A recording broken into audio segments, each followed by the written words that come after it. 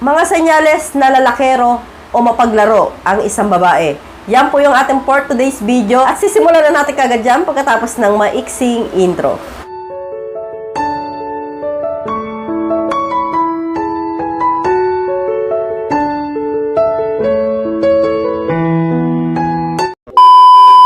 Ano-ano nga ba yung mga senyales na lalakero ang isang babae? Number 1, maraming social media account.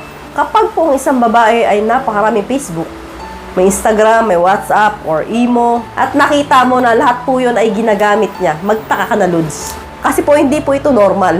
Depende na lang po, normal po ito kung siya po ay isang vlogger or siya ay online seller. Siyempre, kailangan niya nga namang magpakilala o makilala yung kanyang shop or yung kanyang page bilang isang vlogger or online seller. Pero kapag po ang babaeng nililigawan nyo ay hindi naman sa mga nabanggit ko, so magtaka ka na, Lods. Bakit marami siyang social media account? Ibig sabihin, marami ang kausap, marami ang ka-shot, at malamang marami ang jowa sa shot. So palatandaan nga po yan na ang isang babae ay mapaglaro sa lalaki. Dahil kung ikaw po yung tipo ng babae na meron ng isang jowa, hindi mo lahat magagamit yan. Pero kung lahat po yung social media account niya ay active, talagang nakikita mo, nagpo-post doon, or nagre-reply sa mga comment, or kapag minessage mo, nagre-reply rin, talagang active. So, ibig sabihin, marami siyang kausap doon. For example, sa Instagram, sa WhatsApp, meron din. Sa Messenger. Tapos, and then, aside from that, ay marami pang, iba pang social media account na Facebook. No? Kanyari, maraming Facebook, 3, 4, 5. Tapos, nakikita mo active pa rin siya doon. Nagpo-post pa rin doon kahit na 2 weeks ago. Pero meron yan, isang talagang social media account na lagi niyang ginagamit. So, bakit? Kasi po, yun po talaga yung pinaka-main account niya. So, sa mga ibang dami account niya, doon niya nakuusap yung mga iba niyang jowa. So, hindi po yan normal. So, kaya, magtaka ka na bakit marami siyang social media account. Malamang, marami rin siyang jowa. So, proceed na nga po tayo sa number 2, lasinggera. So, kapag po ang isang babae lasinggera, mabarkada yan. Konektado yan eh. Alam, uminom ka mag-isa, di ba? So, hindi masarap uminom ng solo. So, depende na lang kung uminom siya ng solo sa bahay, ibang usapan po yun. Pero kapag po ang babae o ang jowa mo ay lasinggera at mabarkada, puro kainuman, halo-halo, babae, lalaki, tapos sasabihin, boyfriend naman kayo, kaibigan ko. Kasi yung kaibigan mo, wala naman. Ang kainuman niya yung lalaki, yung boyfriend. Tapos nakikita mo lang, pag inuman taga sa lalaki, yung talagang pakaramdam niya, muse siya. Di ba? May mga ganang babae, kainuman puro lalaki. Or meron man, dalawa lang silang babae. Yung parang alam mo yun, muse, no? Yung talagang sila-sila lang, hindi nahihiya. Hindi po yung normal at hindi rin po maganda sa isang babae yung ganon. So, magtaka ka, Lods, bakit ganon siya? So, kapag po ang isang babae umiinom ng alak or lasinggera, hindi ko po nilalahat, pero karamihan, yan po ay palatandaan na lalakero ang isang babae o mapaglaro. Kasi alam nyo naman, kapag may alak ang ating kaisipan, hindi yan matino. So, malamang kapag nalalasing yan, marami nakakaiyutan yan. Malamang kapag nalasing yan, marami nakakaburat siya yan. At malamang kapag nalasing yan, maraming naging jowa yan. Diba? Alam nyo na yan. Sus, hindi naman kayo pinanganak kahapon para hindi nyo malaman yan, diba? So, kapag, kunyari, ikaw, may kainuman kang babae, dalaga yan. Binata ka rin, nakainuman mo nalasing. O, siyempre, iatid mo yan. Okay, patutulugin mo muna sa bahay mo. O, hindi ba kayo magbuburat siyaan? O, siyempre, hindi daw. Paliwala ako, sobrang bait mo naman. Lalo na kung type mo yung babae, type, di ba? May tsura yung babae, tapos ikaw rin, may tsura ka rin. Siyempre, yung dating. Di ba? Kapag ang isang babae, nalasing yan, halikan mo yan, lalaban yan eh. Kapag ginano mo yung ano yan, bulaklak yan, imposible hindi mo paungol yan. So, magsisimula sa ganon hanggat may mangyayari, di ba? So, yun ang sinasabi ko, lalakero yan. Kasi, kapag po ang isang babae, matino, hindi yan magiging lasinggera. So, kasi alam niya, at hindi yan makikipag-inuman sa mga lalaki, at hindi yan magkakaroon ng mga barkada. Kasi, alam niya ang mangyayari kapag nalalasing.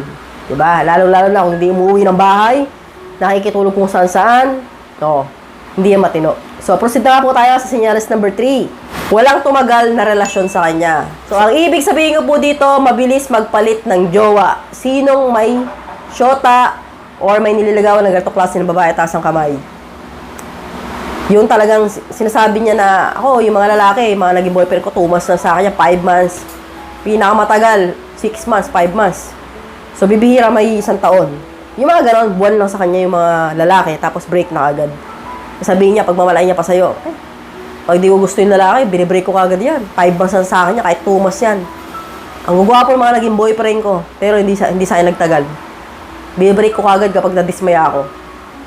Yung mga tipong ganon, may mga babaeng ganon nagkukwento. So, yung mga ganong klaseng babae, akala nila, nakakataas yun ng pagkababae nila. Isipin nila na, ay, ang ganda naman nito. Papalit-palit na ng jowa. Diba? Parang dan nila sa sarili nila, ang ganda nila, ang haba ng hair nila. Pero, hindi nila alam kapag kinukwento nila yon sa mga lalaking, o sa mga lalaking niligawan nila, o sa jowa nila, kasiraan po yun. Nakakababa po yun ang pagtingin sa kanila ng lalaki. Kasi, bakit mo pa ikukwento, di ba? Ano ba na pala, nakwento mo na marami ka naging jowa, tapos dati nakayutan mo. Pagmamalain mo yung ganon. Mas maganda kung may gawa ganon, tahimik ka na lang. Yun yung mga bagay na hindi mo dapat ikwento. Lalo na kung sa partner mo. Masakit sa tenga yun. Nakakawala ng gana yun. Diba? Kayo, lalaki kayo. Pagkwento yung jowa nyo ng ganon. Ako, ganito. Kayari, Angelo. Kunwari lang naita ko yan Jowa ko dati yan. Yan ang una kong nakapopoy. Ikaw, boyfriend, matutuwa ka ba? Na kinukwento ng ex mo yung ganon? Siyempre, hindi. Mainis ka dito sa loob. Gagano ka lang, okay. Siya pala yung nakauna sa'yo. Pero sa loob-loob mo, di ba? Masakit. Di ba? Pero wala ka na magagawa kasi pas niya na yun At kung maaari, ayaw mo na pag-usapan yung mga ganon. So, kapag po ang isang babae, binabanggit sa'yo or nalaman mo yung background niya, background check ka na maraming nakarelasyon pero wala nagtagal, lalaki po yan. No? Ibig sabihin, Makati yan. So, gusto niyan, papalit-palit ng putahe. Parang kayo rin mga lalaki, no? Kung merong mga babaero sa inyo, yung mga lalaki rin katulad namin, no? Hindi ako yun, Ako, tumatagal ako, meron na ako 11 years. Pero nagloko yun. Yung dati kong asawa. So, tumatagal din ako sa relasyon na taon. So, depende sa karelasyon ko. Hindi ko po yung 2 months lang, tapos napayot lang ako, may breaking ko lang. Hindi naman ganun, di ba? Pangit naman ang ganun. Proceed na po tayo sa senyales number 4, mahilig gumimik. Ibig sabihin ko po dito, Lods, gala. Mahilig pumunta kung saan-saan. So, bakit ko nasabing lalakero ang ganitong klase ng babae? Kasi, kapag po ang isang babae ay gala, mahilig gumimik, madaling mayaya. So, anong connection nun? So, kunwari ako, tambay ako sa Farmers. Kasi gala ako, gumigimik ako, diba? Pamulmul lang ako, nag-window shopping lang naman ako. Gala ako ng gala. Yun, tapos may ka-shot ako, may meet up ko. So, katatambay ko, lalapitan ako. Miss, gumigimik ka ba? Gwapo. Mabango. Mukhang may pera. Ikaw ba naman? Tingin mo hindi ako sasama. Siyempre, nandun yung sasama yan. Diba?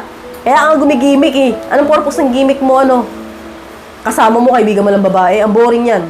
Hindi kayo pwede mag-iiyutan yan, diba?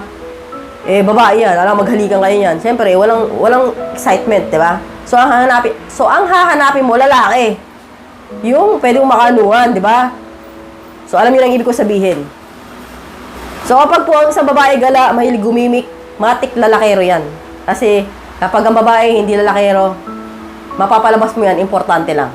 So, proceed na po tayo sa senyales number 5, last. So, maaura. So, bakit ko nasabi na ang isang babae ay lalakero kapag ka maaura? Konektado po yan, Lods, sa 5 binanggit ko. So, kapag po ang isang babae, laging naka-aura, laging papaganda, sexy, or nagsusuot ng mga, alam mo na, mga kita yung mga kasu-kasuan, no? Yun. Dinidisplay yung mga ganon, hindi nahihiya. Hindi ko nilalahat, Lods, pero karamihan, kapag po ganito talaga ang babae, lalakero yan.